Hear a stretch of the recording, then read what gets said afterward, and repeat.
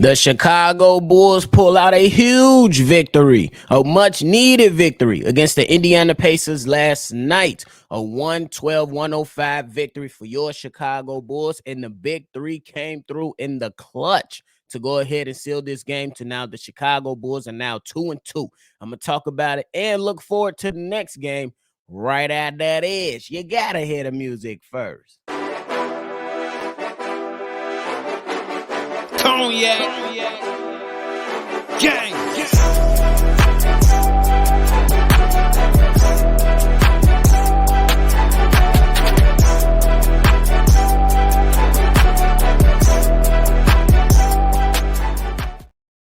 Bulls podcast with the Cognac Boys of Cognac Boy Bobby, and I'm holding it down on another episode of Shy Bulls podcast for me and my co-host C-Dub. If you like what you're listening to today, hit the like button, subscribe to the channel, and hit the notification bell so every time we drop, you be one of the first ones to know. Now, we looking at the Chicago Bulls came into this game against the Indiana Pacers 1-2 on the season. The one victory that they came by a last-second three-point shot in overtime by Alex Caruso against the Toronto Raptors. The Bulls then went on to face the Detroit Pistons in the game to where the Bulls, I felt like they should have won, but they didn't.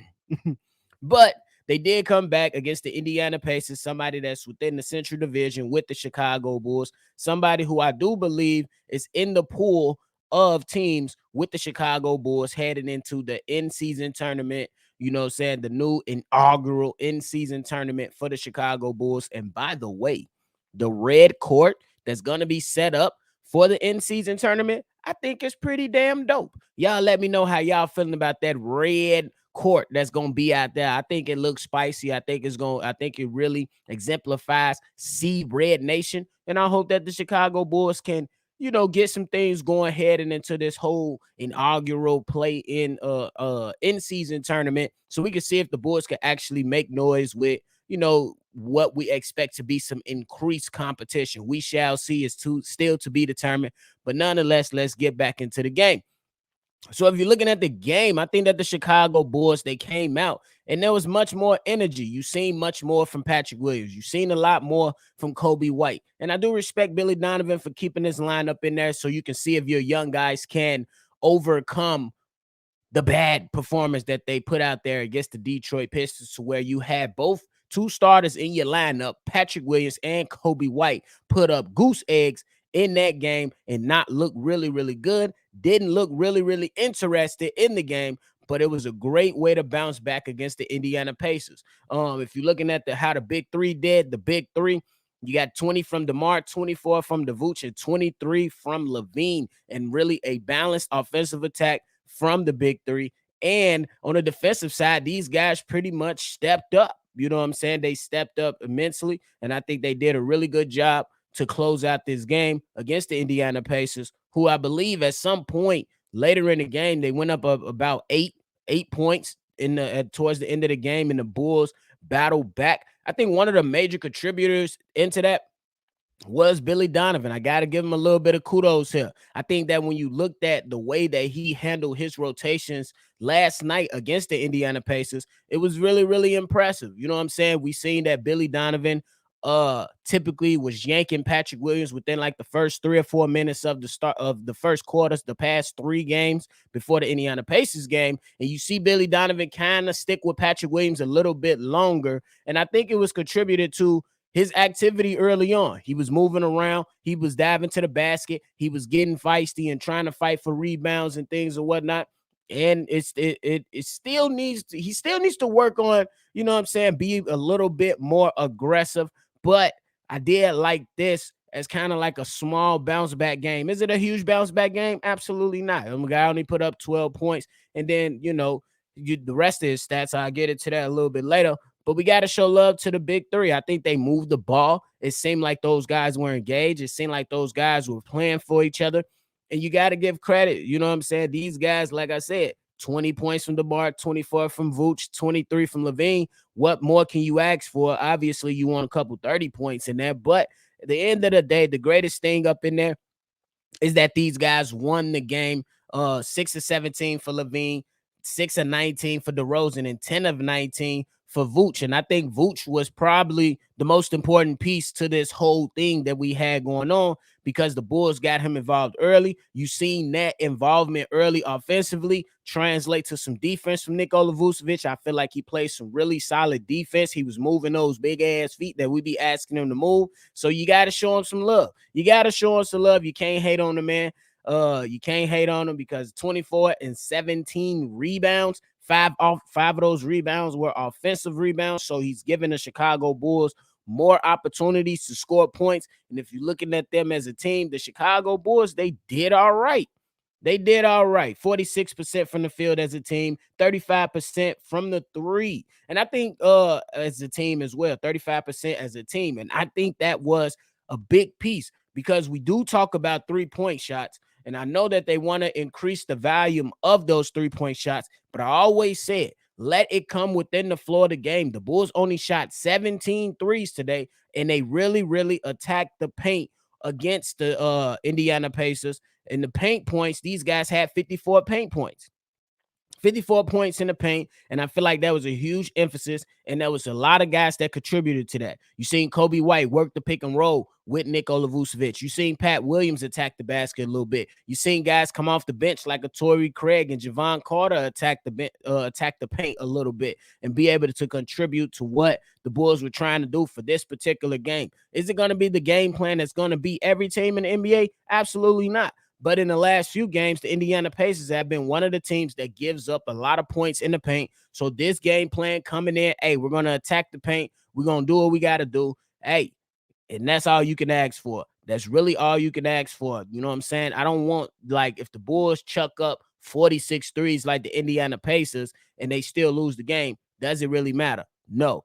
The point is that the 3-point shots are coming at a time to where it's within the flow of the offense. You know what I'm saying? Let's attack the basket. Let's be a hard, gritty team. Let's make sure we start to develop an identity for ourselves.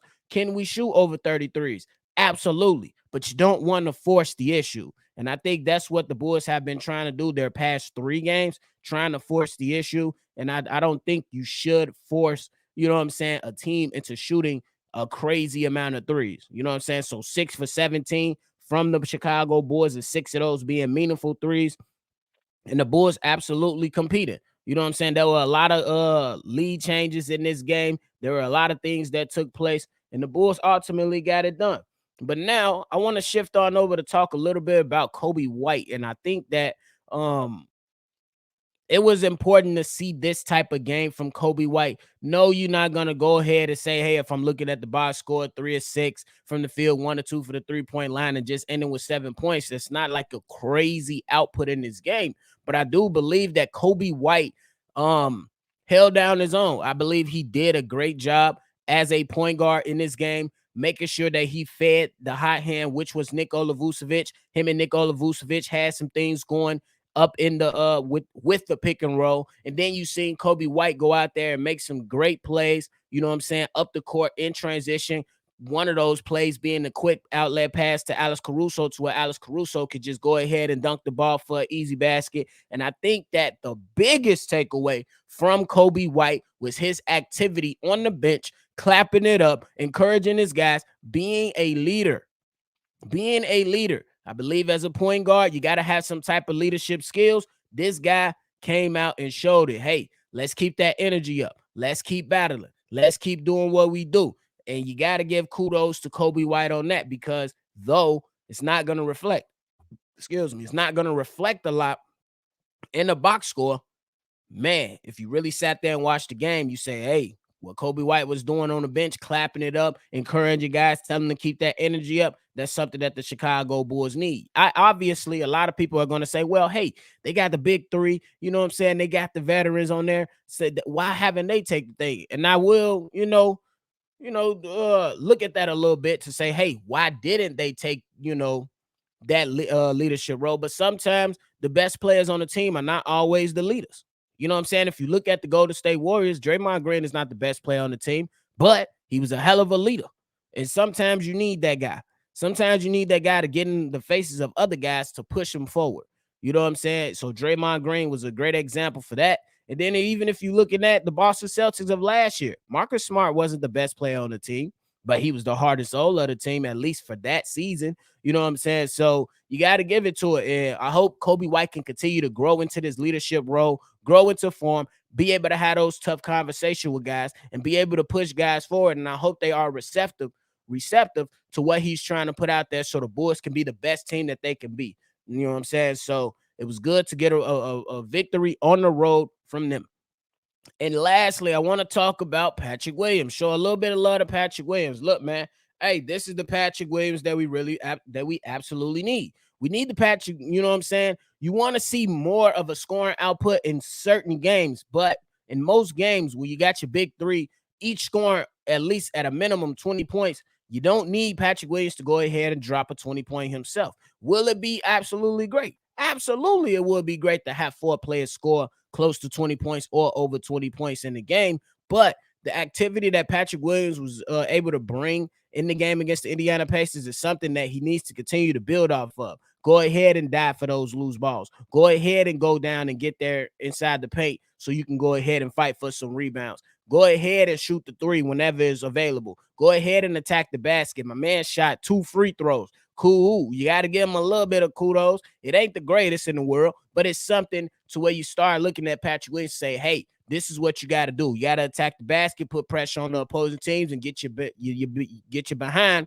on the free throw line so you can make you some easy buckets and you can affect the game in those ways. So this is something that Patrick Williams can build off of. I hope he really takes this in, look at his performance, goes and watch the film. And I believe there was a conversation between him and Billy Donovan. We don't know. This is all speculation. Let's make that clear.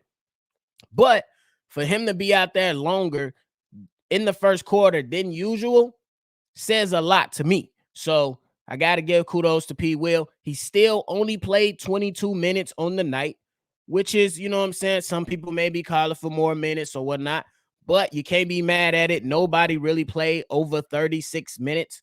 Zach LaVine played 36 minutes. Vooch played 34. DeRozan played 35. The Bulls just kind of like balanced it out between those starters and those bench players. And hopefully these guys can continue to hopefully they can start to get things rolling in the right direction for these games that are coming up. Now, I showed my love to P. Will. I want to look ahead a little bit because the Chicago Bulls, man, they got a Dallas Maverick teams that's going to be coming to town. And these guys are going to be trying to, still take a win from the Chicago Bulls. But I think that it's going to be a great game. These guys are going to have to absolutely game plan against Luka Doncic for sure. You're not going to be able to forget about Kyrie Irving. You're still not going to, you know what I'm saying? You're not going to be able to forget about the young guy in Lively. And they playing some good basketball right now. These guys, the Dallas Mavericks, are 3-0 on the season, and they have, they won some games. Maybe not the best competition if you asking some others, but hey, wins are wins. I guarantee if the Bulls were 4-0 right now, none of us will be complaining because the Dallas Mavericks are 3-0 by facing San Antonio, the Brooklyn Nets, and the Memphis Grizzlies. So you got to give it to him. And Luka is off to a hot start. 33 games against the Spurs, 49 points against Brooklyn, and 35 against Memphis. So he's off to a hot start, and he's doing what Luka does. So the Chicago Bulls, before they get ready for this game, they should be game planning and trying to see how they can slow this guy down just a little bit. But hey, we'll bring more content on that game as time allows. We should be moving on forward, chugging on along to see if the Chicago Bulls, that is a team that's at 500, can become above 500 after Wednesday night's game. But hey, that's it for me today. Make sure you hit the like button, subscribe to the channel, and go ahead and leave your comments and thoughts below. If you want to be a part of the mailbag episodes that we host here on Shy Boys Podcast, call in at 773-242-9219. And lastly, special shout out to Steve-O for holding it down on the live call while me and C-Dub battled the sickness demons. You know what I'm saying? We trying to get right, y'all. We trying to get right. But hey, go ahead, tune in, do what you got to do, and we're going to catch y'all on the next one for sure. Cognac. Gang.